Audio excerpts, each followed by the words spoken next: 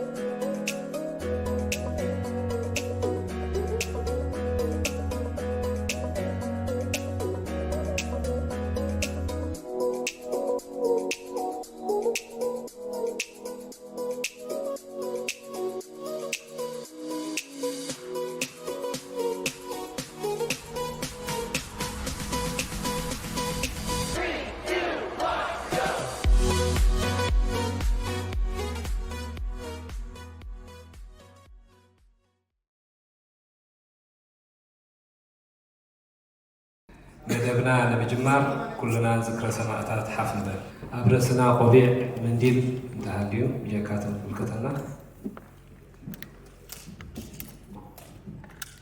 ሰማዕታትና ንዘክር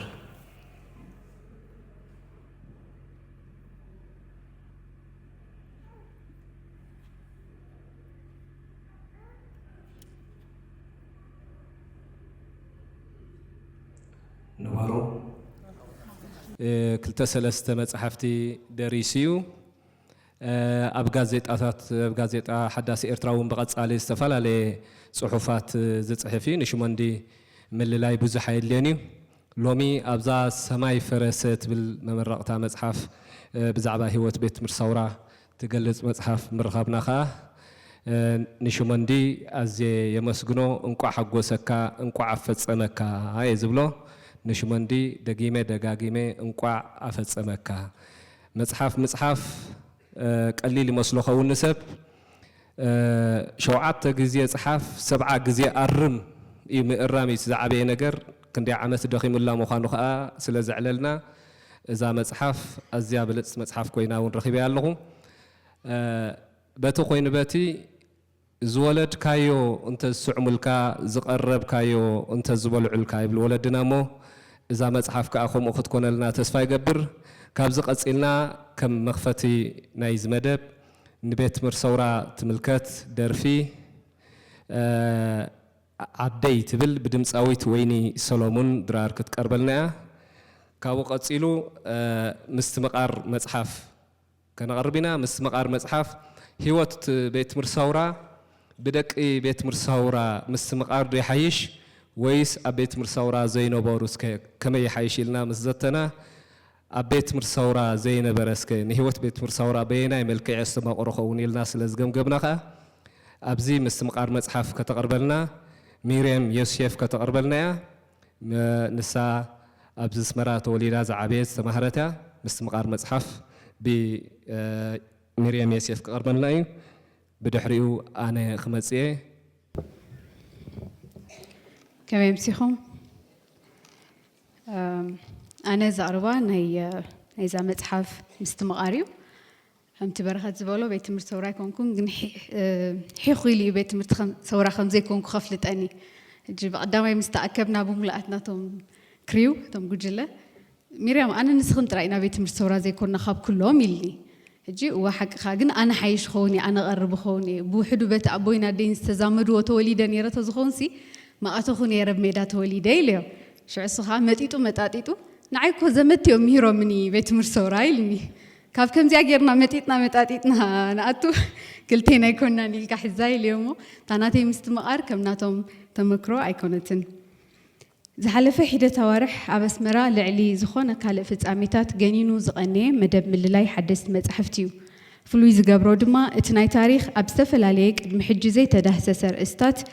እቲ ሞያዊ እንተኾነውን ብተመሳሳሊ ፍሉይ ኩርናዓት ዝመረፀን ኣገዳስን ምንባር እዩ ኮይኑ ድማ ኣብ ዝሓለፈ 3 ኣዋርሕ ጥራይ ልዕሊ 18 ሓደሽቲ መጻሕፍቲ ናብ ኣንበብቲ ከም ዝቐረበ ኣስተቢልኩም ትኾኑ ምዝ ናይ ሎሚ ወሲኽካ ማለት እዩ እዚ ናይ ሎሚ ናብ ህዝቢ ትቐርብ ዘላ መጽሓፍ እውን ፍሉይ መቐፀልታ ናይ ዝዝርዝር እዩ መጀመርታ ንደራሲ ኣቶ ሽመንዲ ዕቑባ ሚካኤል ዕዮኻ እንቋዕ ናብ ፍረ በፅሐ እንቋዕ ድማ ሓጎሰካ ክብል ይደሊ ደራሲ መጽሓፍ ሰማይ ፈረሰ ንዛንታ ቤት ትምህርቲ ሰውራ ዝገልጽ ትሕዝቶ ከም ዘለዎ ምስ ሓበረኒ ሓደ ካብቲ ኩሉ ግዜ ተጻሒፉ ከምብቦ ዝምነ ዛንታ ብምዃኑ ብፍሉይ ህንጥዩነትን ተህዋኽን ዝጀመርክዎ መጽሓፍ እዩ ኣባላት ቤት ትምህርቲ ሰውራ ብሰለስተ መንገዲ እየ ዝፈልጦም ቀዳማይ በቲ ኣብ ስድራና ዝውቱር ዝኾነ ዕላላት ገድሊ እዩ መብዛሕትኡ እዋን በቲ ብሰውራ ዝነበሮም ፍሉይ መስሓቕ ኣገራሚ ተባላሓቲ ዝኾነ ባህርያቶም ክለዓሉ እየ ዝሰምዕ ምስ ኣቦይ ብዛዕባ ዓውዲ ፍልስፍና ክንዕልል ከለና ዝጠቕሶ ሓደ ኣብነት ኣሎ ፍልስፍና ማለት ሕቶ ምሕታት እዩ ካልእ ኣይኮነን ሕቶ ኣብ ርእሲ ሕቶ ኣብ ርእሲ ሕቶ ዝበለፁ ኣብነት ናይ እዚኣ ከዓ ህፃናት ሳሕል እዮም ተምሃሮ ቤት ትምህርቲ ሰውራ ኣመና ሓተት እዮም ሕቶኦም ከዓ ባዕልኻ ዶ እንተዘይቢልካዮ ብቐሊሉ ኣይናግፈካን እዩ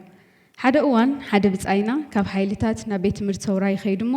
ተምሃሮ ብበዳሕቲ ሕቶታት ምስ ኣዋጠርዎ ስምዑ መናጁስ ኣብ ህዝባዊ ግንባር ልዕሊ 5 ሕቶ ምሕታት ኣይፍቀድን እዩ ኢሉ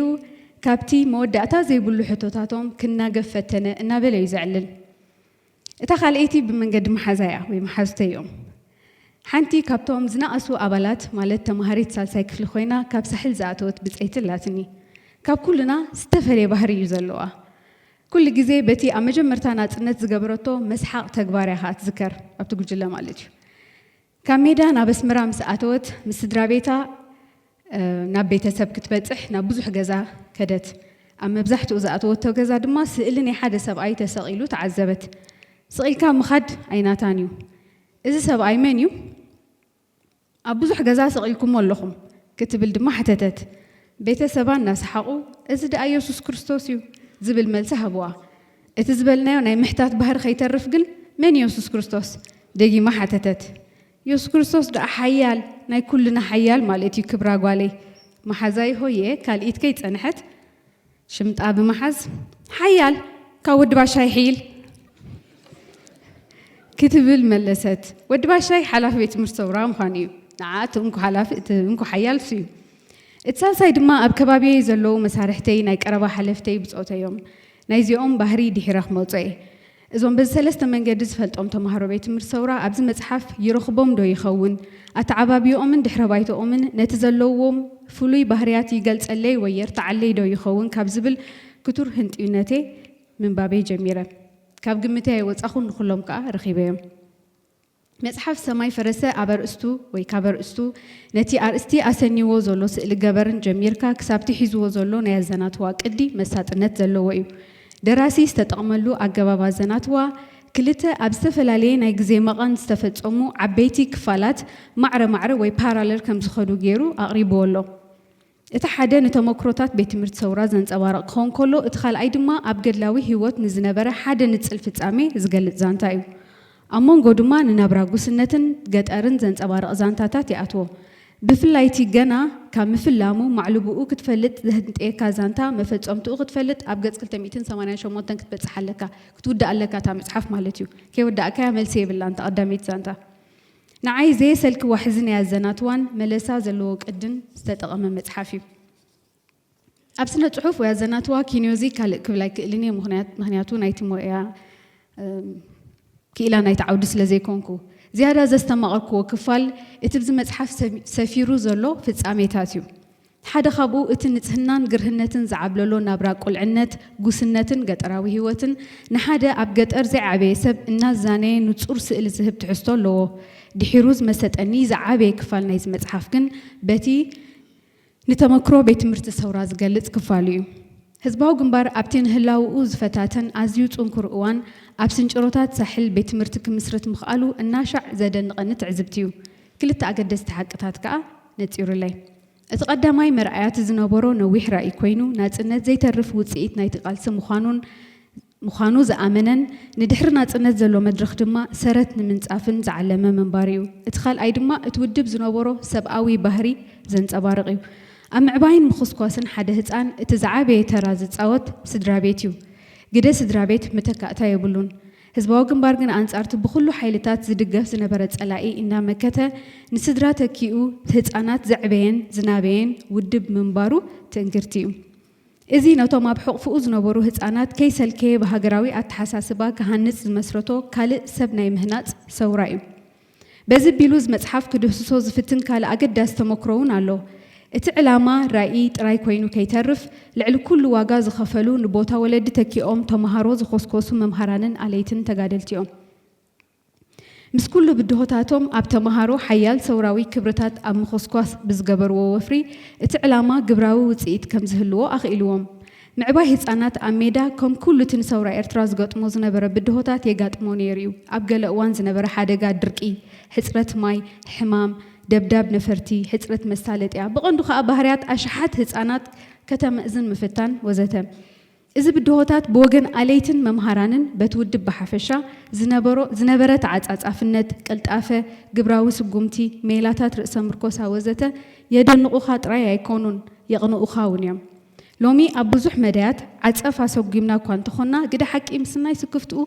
ብዙሕ ካብቲ ዝነበረና ጽቡቕ ከዓ ዘጥፋእና ኮይኑ ይስማዓኒ ወይ ዝጎደለና ብውሕዱ ንዓይ ብዓቕመይ ዝተረኣየኒ ትዕዝብቲ እዩ እቲ ሳልሳይ ኣገዳሲ ነጸብራቕ ናይዚ መጽሓፍ ነቲ ብዚ ቤት ትምህርቲ ዝተኾስኮሰ ባህርያት ወይ ክብርታት ዘጉልሕ እዩ እቶም ካብ ዝተፈላለየ ክፋላት ናይዚ ሃገር ኣብ ስንጭሮታት ሳሕል ዝተኣከቡ ኣሽሓት ህፃናት ኣብ ሓደ ናይ ሓባር መንነትን መረዳእታን ክርዕሙ ቀሊል ስራሕ ከም ዘይተሓልፈ ርዱ እዩ ቤት ትምህርቲ ሰውራ በቶም ኣብ ሜዳ ዝተወልዱን ካብ ዓድታቶም ናብራ ወይ ከዓ ልምድታት ናይ ሕብረተሰብ ፈቲኖም ዝመፁን ህፃናት ይቀውም ስለ ዝነበረ ነቲ ክልተ ፍልልያት ኣብ ሓደ ከም ዝሰምር ዝገበረ ውድብ እዩ ኣብዚ መጽሓፍ ሓደ ኣዛናይ ኣብነት ኣሎ ኣኼባ ተገይሩ በቶም ኣለይቲ ሎም ቅነ ጻዓዱ ኣጋይሽ ክመፁና እዮም ብተናፀል ንኣሰላልፋኹም ዝምልከት እንተሓቲቶምኹም እንታይ ኢኹም ክትብሉ ተባሂሎም ቶም ተምሃሮ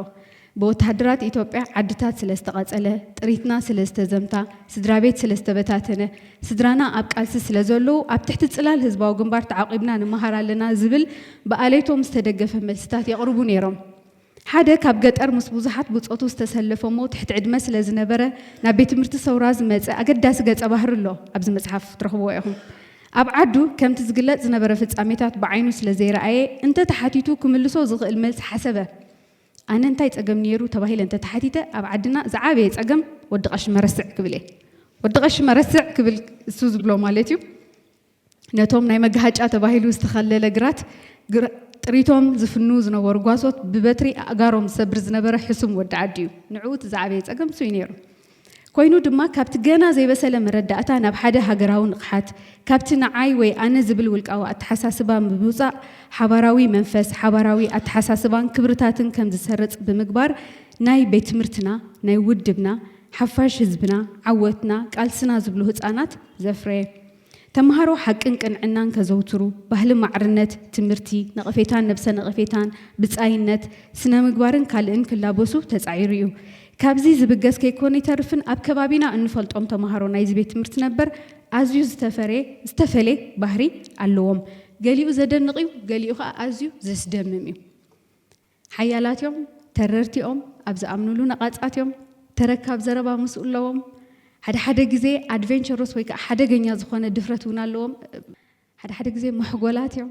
ኣይተሓዝብለያ ቅሪበ እቶም ቤት ትምህርቲ ኣባላት ናይቲ ቤት ትምህርቲ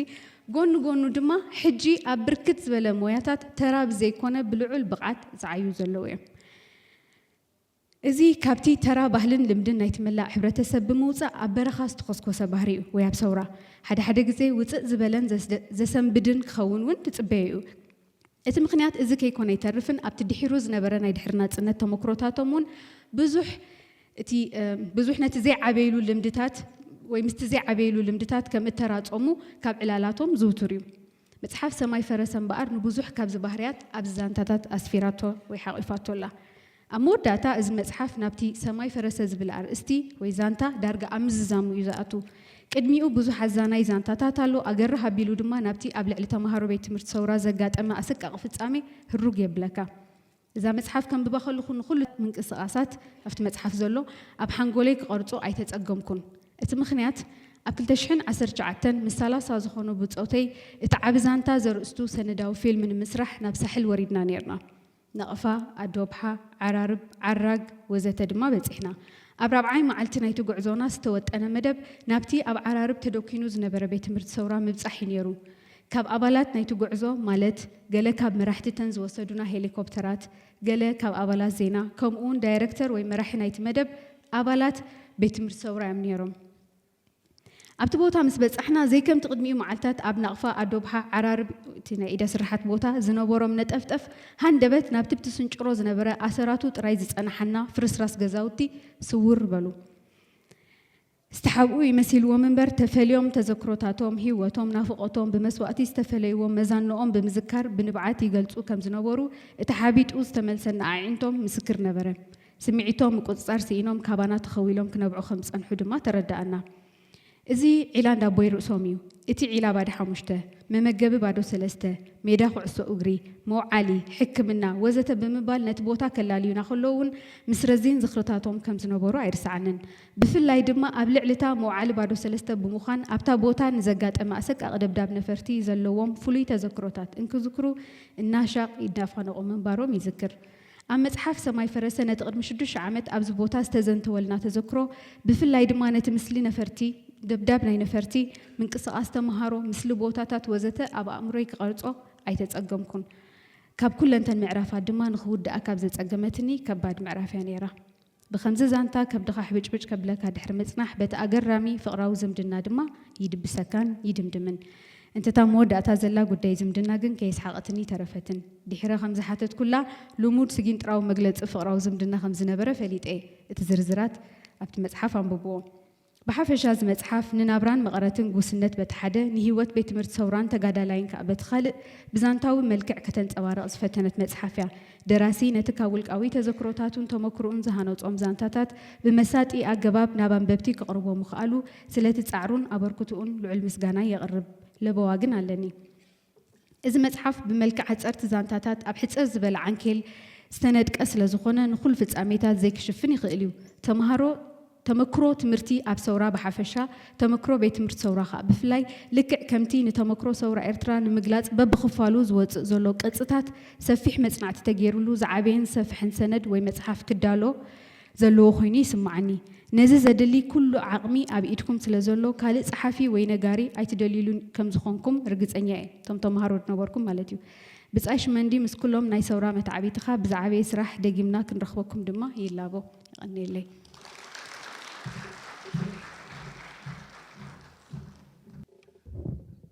الراي ناي سنة صحف سي أب كلت إزمكال سنة صحف تحدث صحف أو سنة صحفي تحدث أفاو سنة صحفي حجي تايم زولو ولدنا ناي قال براسي ناي صحف كأترافي أم زولو توراسي أم زولو حجي صحف سلا شمندي بزعبا بيت مرساورات صحافة نشتي نجار رخيبنا لنا مالتيو اتبقى زنبره ግን ስጋ ብጅዜ ተጻሕፈ ብዙሕ ነገራት ኣለና ብዛዕባ ሃገር ተባህለ ብዛዕባ ሰውራት ተባህለ ብዙሕ ነገር ይተሪፍና ዘሎ ብፍላይ ብዛዕፋዊ ስነ ጽሑፍ ንብሎ እንታይሎም ሓደ ማሰኛ አቡና ነጋሽ ሻግላ ደም ስዋዓትና ባይታይነ ጠበን ደም አካለ ስንኩላትና ባይታይነ ጠበን ሓደ ኢሎ ከም ዝቁፀር ዘበን ከም ናይ ኤርትራ ዓወታ ይተረኽበን دم سواتنا بايتاينة أبن دم أكل سنكلنا بايتاينة أبن بإيد ملأخت تأكيبا نابلعلق زي أبهر دايبا نابلعلق زي أبهر دايبا بدركن استرخ بس عبين زرزيرا تزاريبا كابلعلق زي أبهر زلا ألما وفتح رخيبا معارض أبا سلام كوينا نام مدرس هريبا يعودنا بخصاص كبيبا دكنا مقبا تقليبا حنا أخلان تمقيبا أمو زترفع أمام هجنا سعبن ناينات إن السرح يقبن بزي سرح أيعبن سرح يزاد اللي لبزبن يلو زي سال زرخبنا إنا سنيدنا يسلت أنحنا حجي سرح يزاد اللي لبزبن تتبهيلو بيت مرصورة بشحن شعتم إتساب عن شدشتن ورح مسكر ما بيلو أنت تمسريتو ድሕሪኡ ከም እናበለ ቀፂሉ ኣብቲ ምዝላቕ ምስ ኮነ እዞም ቆልዑ ሽዑ ህፃውንቲ ንበሎም ገለ እግሪ ተኽሊ ንበሎም ገለ ዕብይ ዝበሉ ንበሎም ምዝላቕ ምስ ኮነ ገለ ድስቲ ተሰኪሞም ገለ በራት ተሰኪሞም ኣነ ዝረአየኒ ማለት እዩ ዝረአየኒ ካብቲ ዝነበርዎ ቦታ ናብ ካልእ ቦታታት ክጉዕዙ ብለይትን ቀትርን ምሶም ዓበይቲ ተጋደልቲ ቦታቶም ንዕዞም ደቀይ እንዳበሉ ክኸዱ ከለዉ ሽዑ ህዝባዊ ግንባርሲ ኪንዮ ሰብ ይሓስብ ነይሩ ማለት እዩ ዝኣምን ኣነ ኪንዮ ሰብሲ ሓሳብ ነይርዎ እዞም ቆልዑ እዚኦም ፅባሕ ነዛ ሃገር እዚኣ ዋናታታ ክኾኑ እዮም ኢሉ ኣሚኑ ኮይኑ ከዓ ናፅነት ምስ ኮነ መፂኦም ነተን ዝቕጥቅጦም ዝነበራ ነፈርቲ ባዕለን ከብርርዎን ምስ ረኣኹ ከመይ ተሓጒሰ ስለዚ ህይወት ቤት ትምህርቲ ሳውራ ሎሚ ሽሞንዲ ተሊምዎ ኣሎ ካልኦት ከዓ ብዝርዝር ክፅሕፉልና ተስፋ ይገብር ካብ ዝቐፂለ ዳእላን ዋዛን ቤት ትምህርቲ ሳውራ እንታይ ይመስል ከመይ ነይሩ እስከ እዞም ቤት ትምህርቲ ሳውራ ዝዓበዩ ቆልዑ ናይ ሎሚ ኣቦታት ኮይኖም ኣዴታት ኮይነን ዘለዋ እቲ ዳእላታቶም እንታይ ነይሩ ዋዛታቶም ከመይ ነይሩ ክትገልጸልና ኣማረጅ ፀጋይ ናብ መድረኽ ክዕድመ እየ ብድሕሪኡ ገምጋም መፅሓፍ ዝህበና ክፍሎም ምንክኤል ብዛዕባ እዚ መፅሓፍ ገምጋም ክህበና እዩ ኣማረሽ ብክብሪ ናብ መድረኽ ዕድመኪ ብክብሪ ስለ ዝዓደምካኒ ክብረት ሃበለይ ክትሰምዑኒ ቁርባት ምዃንኩም ከዓ ኣቐዲመ የመስግን ከምዚ ወዲ ኣማረ ዝበሎ ዳእላ ዋዛ ናይ ቤት ምሰውራ ክነግር እታ ቀዳመይቲ መኽፈቲ ሸውሃቲ ለዝሓስባ ኣዝያ ከዓ ተደንቐኒ ዋዛ እያ ኣብ 1984 ሲ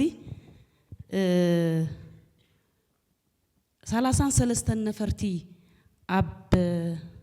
ኣብዚ መዕርፎ ነፈርትስ ተቃፂለን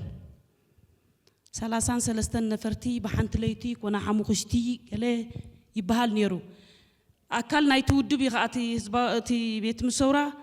ከም ሰቡ ድምፂ ሓፋሽ ሰሚዑ በቲ ዝተረኽበ ዓወታት ተሓጒሱ ተዛኒዩ 33 ነፈርቲ እየን ተቃፂለን ክንደዩ ዓቕሚ ነፈርቲ ናይ ደርጊ ኣፍልጦ የብሉ እንትውደሎ ተምሃራይ መቸም ሓጎሱ ገሊጹ ኣይሰሙ ናይ ዕለት ከዓ 85 ከዓ ምፅእ ኢለን ሓመድ ፋጭ ውስጥ ሒኖኖ ነዚ ተምሃራይ ሓሪቆም በርከተ ወዲአን እዮም ድብሉ ነይሮም ውፅእ ኢሎም ኣብ በሪኽ ቦታ ወፂኦም ቦጎግ ድምፂ ሓፋሽ ኢሎም በርከ ድምፂ ሓፋሽ ያ 33 ነፈርቲ ተወዲአን ኢላትና እታ ካልአይቲ ከዓ መቸም ከም ኩሉ ተጋዳላይ እቲ ኣተኣላልያ እቲ ናይ ዲስፕሊን ኣገባብ ኣብ ኣኼባ ኾነ ኣብ ገለ ነቐፌታ ነፍሰ ነቐፌታ ገለ ምሻሎ ኣብ ተጋደልቲ ልክዕ ከምኡ ከዓ ቤት ምሰውራኻ ነይሩ እዩ ሕጂ ግን ኣብቲ መጀመርያ እቲ ነቐፌታ ነፍሰ ነቐፌታ ዝደፍሮ የለን መን ይሞት ኢሉ ኣነ ከምዚ ገይረ ገለ ክብል መቸም ከልሙዱና ብዙሕ ድሕሪ ኣኼባ ኩሉ ግዜ ነፍሱ ድነቅፍ ትም ንብፃይ ድነቅፍ ትም ሕጂ ነዚኣ ክሰብራ ደልያ ሓንቲ መማህርትና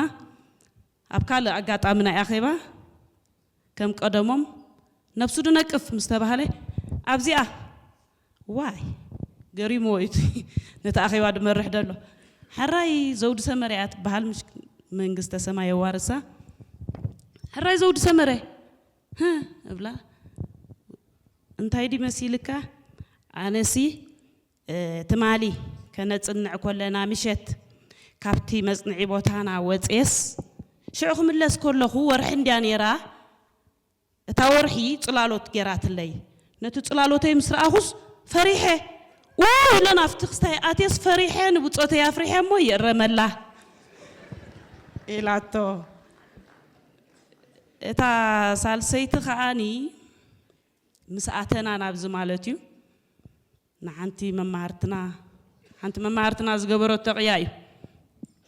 እሳ ጥራሓኒ ሜዳ ወፅያ ምስ ሓትና ብምልኦም ስድራ ኣብዚኦም ሕጂ ኤንወይ ናፅነት ኮይኑ መፅያ ገለ ምስ ሓዋ ኣብታ እንዳኪዳነ ምህረት ኣብኣ ንራኸብ ተባሂሎም ተቋፂሮም ሕጂ ኣብታ እንዳኪዳነ ምህረት ፅንሕና ኣበይ እንዳኪዳነ ምህረት በቲ ድሓን ሓቲት ክትረኽብዮ ገለ እንዳሓተተት እንዳኪዳነ ምህረት ኣበይ እዩ እዚ እንድዩ كيداف تطقات أطو تبل شعو تري سئلي تري خا حنت سبيت خا تلمنا وخف دبلت تري أنا تاسئل خدانا مهرت نتي أخا تريا قريم واندي أوه كده أنا مهرسي بنيش تصبغني يركي وا إغنور جراتا ما تسي نع عائلة كساي أي جبرتن أي حسبتن صغيلة شعو تري أخا أزياد صبغتي أخا ريقا قله وا ختصبغي بنيش تخص كتصبغني يركي خدانا مهرت تبلا تم شو أنا حلاس وخدانا مهرت أي سمع عندي خيلاته الساعة تاسويتي نخدانا مهرت تزاروا هذا الله يدمسلا دلو واه انت وين انا سمع كده انا مرت سمع يا واه تسمع انبر وي شوات قال لي لا شوات حج انتي مالتي كمزي انت شو هنا كامش انتي دبال شواسي عقتك شوهاتك زخونه نجرسي زي تقبلك يا نجر وا شوات قال لي لا تا مچم حوا متي حوا بين كم زخون كاي چني نقول حوا متيو انتي دا جلس وزا خدانا مرس يسمعني صماميا مسلني لاته وا يلو سخا كله طبيا فليتو اسل صنحه وتطابيلو وستا مالتي እንዳኸዱ ከለው ተማሃራ ዩኒቨርሲቲ ተሓዋ ኣብቲ ከባቢ ዩኒቨርሲቲ ጫምኡ ከወልውሊሉ ኣብ ሓደ ሊስትሮ ኮፍ ብል ማለት ሽዑ ኮፍ ምስ በለ ጥምት ኣቢላቶ ዋታ ታይኻ ክትገብር ጫማይ ከወልውል መን ከወልውለልካ ወዚ ዋን እንታይ ዓይነት ስድራይ በፂሖም ንእስቡር ጅዋ ወይ ተሰስከ ወጃለካ ተስ ዋ كخوف لك وبتجا لك وانا نعم زين فلتني بتجا لك بعد هذا تشونورو واسوم ناس برجوا مالتي انت عين استدراي من عيبه يحومني تسيو خيدو حنتنا يموداتن انتي مخاناكو ابزي اخريا صحيفين اندي مصياي نقفيتان اتودي اجد كنت سب مسكونايو ابزي صابرا انداته مهارنا كلنا ابيت مرت صابرا انداته مهارنا عرفتنا ابز نمص شعو 3 ورح عرفناها نصابرا نملس تماهرناها نمص كومينيروتي هيوتنا سغاب 97 نساوان ورد مالتي حجي افتانا 3 ورح عرفتي يعرفنا مسكدنا دونغي مصي حدا كابت عرفتس دونجي حجي أبزي يروحوا حدا بيت سبمو وأتاي كت كان دي هذا نبتي بيت مرت سورايلو أي كت كن واي بلك ستاي جبر نسنايت حوبا تخمو با خوين دعبيا مويتلو مو نقرا يا خا مخنياتو عمت سايزي امونغو بقلا خيت فلت قلايلو حرايلو متيو نبتي بيت مرتي متيو كابت كافاتيرا تمجبنا نلعلنا ديبنا كلنا مستاسنايت كم زغيرو تحواوي فوقله سمعنا سنايت حاو بخس افاني كدو وا افاني نو مودا نان ليفين تينغ ندي خوين دلو وا تايد بلدلو جمعنا مخان غدي فو نحنا ليفين تينغينا سوانا ليفين تينغ كبرتا والله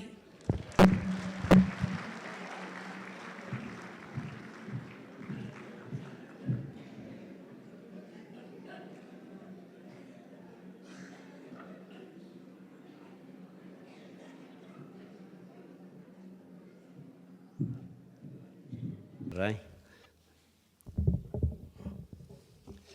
زاناتي ن هي سا كنبلا غرب تخبت تخون انتاي مبالا تحيش نحدا تنبو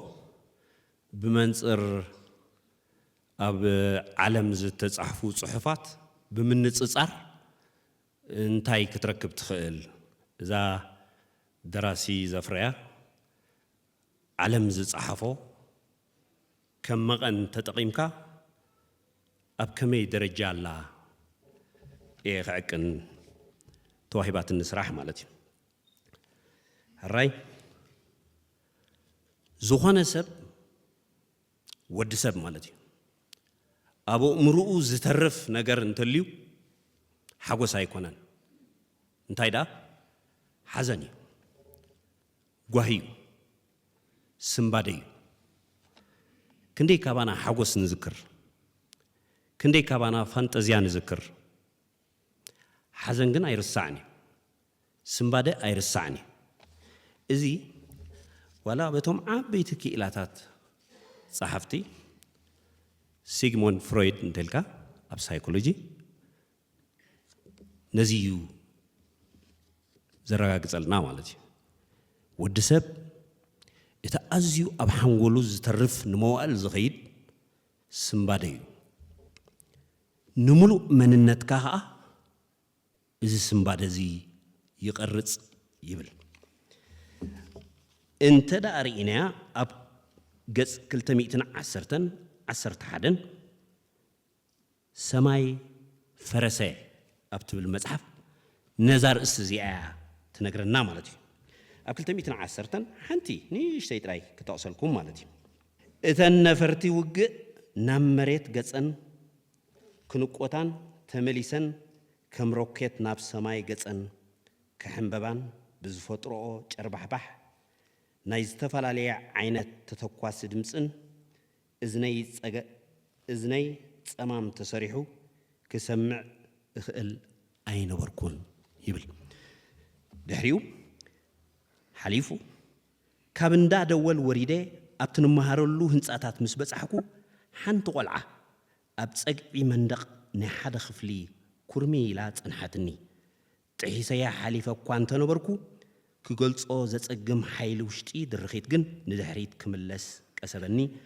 እተን ጉልሕምሕም ዝብላ ዝነበራ ፈራሓት ዓይንታ ተደንግጽ መስሊ ከም እትሕዝ ገይረን ነበራ ተንስእ ንዕናይ ኣጆኺ እናበልኩ ክሕዛ ፈተንኩ ንእሽቶ ኣብ ርእሲ መንበራ ብኣመና ራዕዲ ኣብራኻ ምእዛዝ ስለ ዝኣብያ ደው ክትብል ኣይከኣለትን ደጊፈ ከተንስኣ ከለኹ ፍርሒ ዝኣክል ስለ ዝነበራ እግራ ዝሸነት እግራ ጠልቂዩ ነበረ ሕጂውን ኣጆኺ እናበልኩ ንኽትንቀሳቐስ ኣተባባዕክዋ ብኢዳ ሒዘ ክውጥጣ ከለኹ ከይተረዳእኒ ስለ ዝሃወኽክዋ ትዕንቀፈኒ ነበረት ድሕሪኡ ሓሊፉ እታ ቀዳመይቲ ካብ ልሳና ዝወፀት ዘረባ ብፍጹም ዘይትርሳዕ ሕቶ እያ ነተን ብድኹም ኣሳጉማ ክንቀሳቐሳ ዝጸንሓ መሓውራ ኣቆመተን እሞ ሰማይ ድዩ ፈሪሱ ኢላ ኣትሓትታ ቆልዓ ካብቲ ስምባደ ዝወፀ ቃል እዩ ደራሲ ኣብ ገበሩ ቀሚጥዋ ዘሎ ቆልዓ ነዚኣ ቃል ናይታ ቆልዓ ይወሲዱ ከም ዘለዎ ቃላት ናይ ቆልዑ ከምኡ ድዩ እንተይልና እዚ ዘረቦ መብዛሕትኡ ምስ ኣካዳሚ ስለ ዝኸይድ ከሰልችወኩም ይኽእል እዩ ግን ብኡ ስለ ዝተዋህበኒ ትኹርናዕ ንዑይና ክንገልጽ ማለት እዩ ኣብ ህፃናት ንቡር እዩ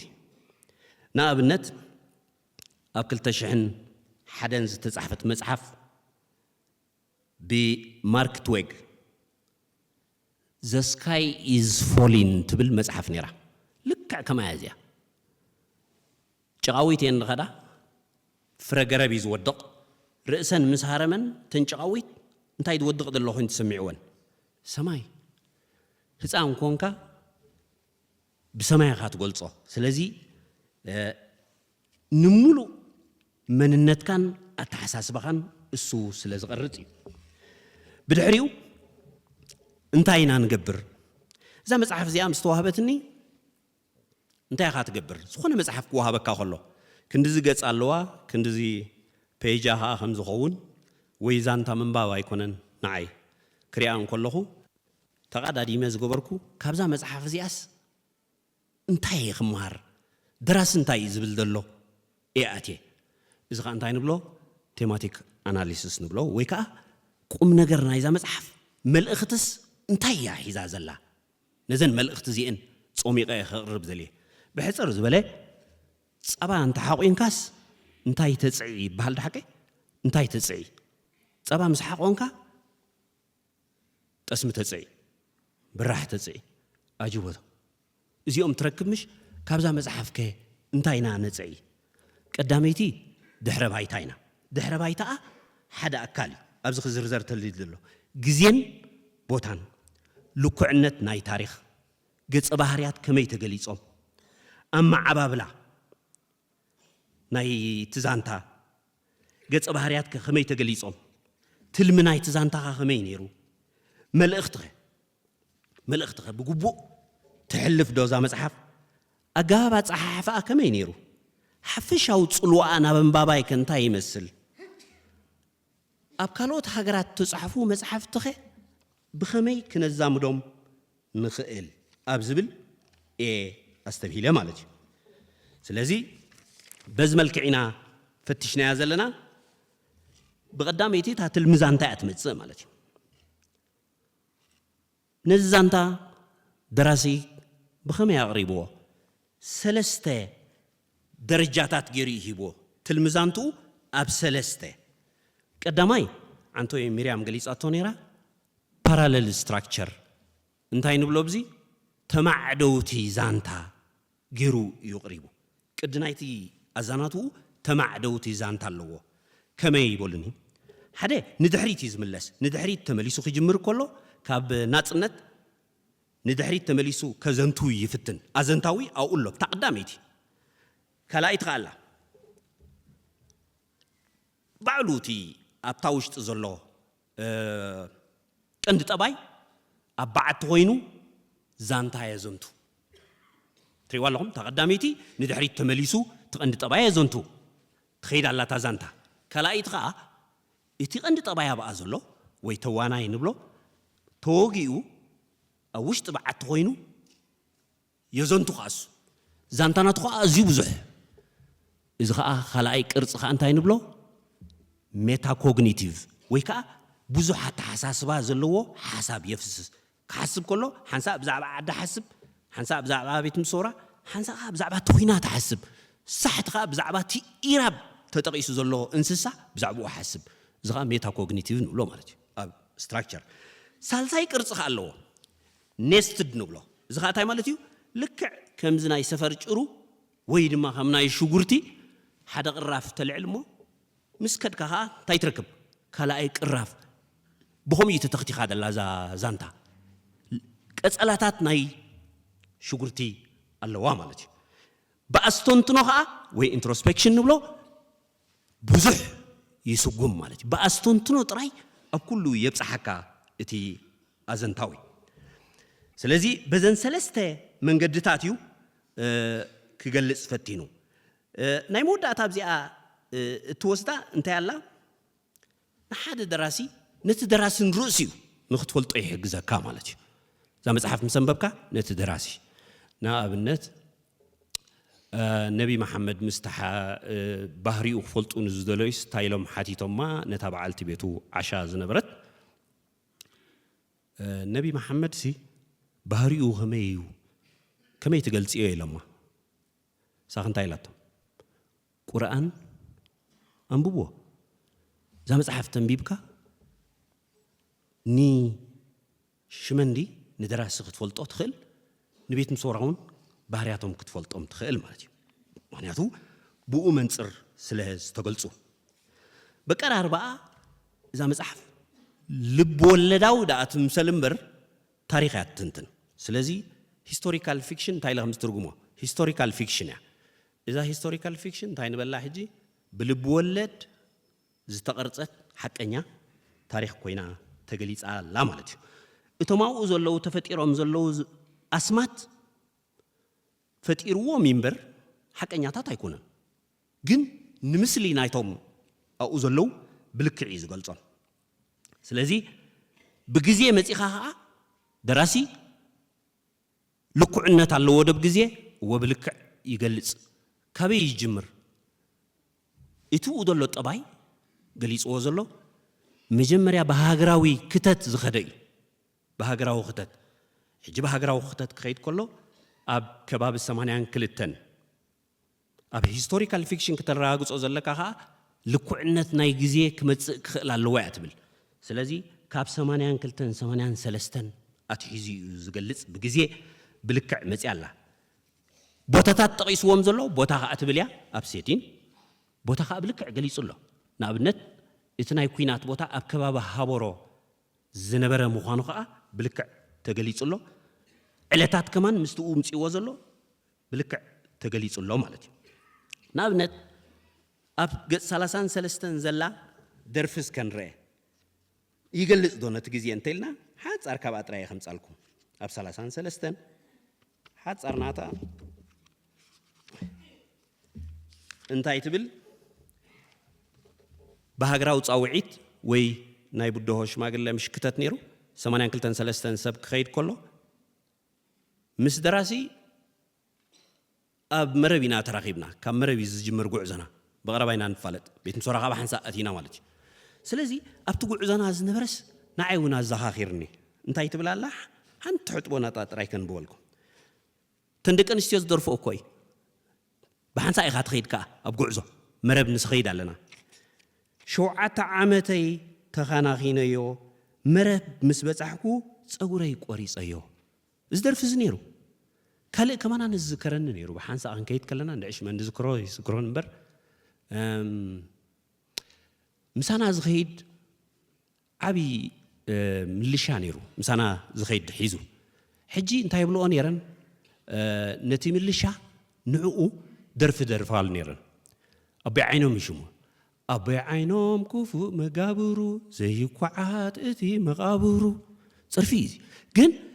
ስምዒተን ንምግላዝ ዝጥቀማሉ ካልእ ከዓ እንታይ ነይሩ ወለዝጊ ወሲድዋ ጓለይ ወኻርያ በሊዓታ ጤለይ ዝብሉ ደርፍታት ይዝከረኒ ካብቶም ድዝክሮም ናይቲ እዋንቲ ማለት እዩ ስለዚ ብካብኡ ሓሊፉ ኣብ 83 ቤት ምሶራ ኣትዩ ዝገለጹ ከዓ ብልክዕ እዩ ዝገልጽ ንምንታይ የብርህ እንተኢልካ ንጥሜት زحلفنا مكرا ناي بيت مصورة حمام ناي عبق حمام سئنت كداونتي نمرت ناس بلك نبيت مصورة قليصوه حنت خابزي إن كمان كابز الزخاخر النس حوي مزاينيرو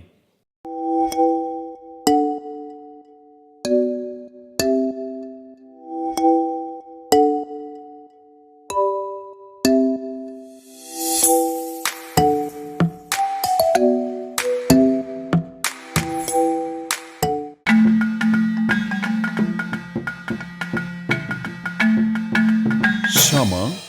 Entertainment.